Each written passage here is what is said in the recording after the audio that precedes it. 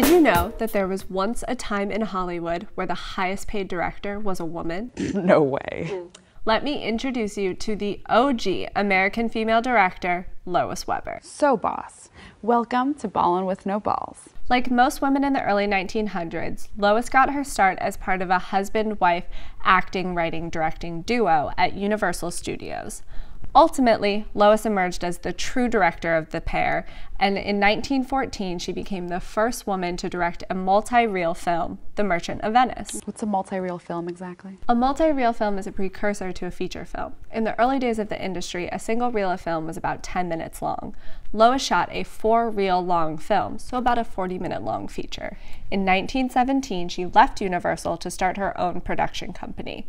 It was then that she negotiated her own distribution deals and made bank as a director. Creative control and fair pay? Patty Jenkins must have been channeling her inner Lois Weber when she had those Wonder Woman 2 talks. For sure.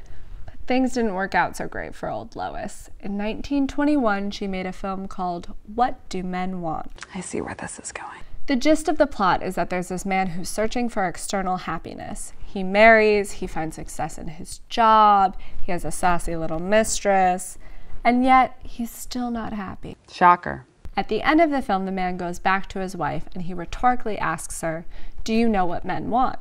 To which she replies, "What they haven't got." I'm sure men who saw the movie loved that. Oh, every studio executive who got his hands on the film slashed it. Only 3 reels remain today in the UCLA archives. Seriously? Up until this film, Lois was placed in the ranks of D.W. Griffith and Cecil B. DeMille, directors who are still honored to this day. Right, they present a Cecil B. DeMille Award every year at the Golden Globes. Exactly, and Lois deserved to be placed in their ranks. She was the first female member to be inducted into the Motion Pictures Directors Association, and would remain the association's sole female member for decades. I'm sensing a but.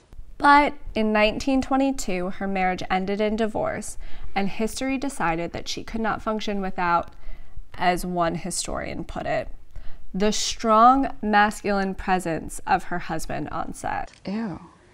By the time Lois passed away in 1939, she was penniless, and history had diluted her legacy. Her funeral was paid for by Frances Marion, a former apprentice who would go on to become a successful screenwriter in her own right. More on her later. Although Lois's story doesn't have the happiest of endings, she always stuck to her guns. I'm gonna drop a little Lois truth bomb for you. I say what men want is flattery. What they need is to be told the truth about themselves. Wise words to follow, Lois. Thanks for joining us on Ballin' with No Balls. We'll see you next time.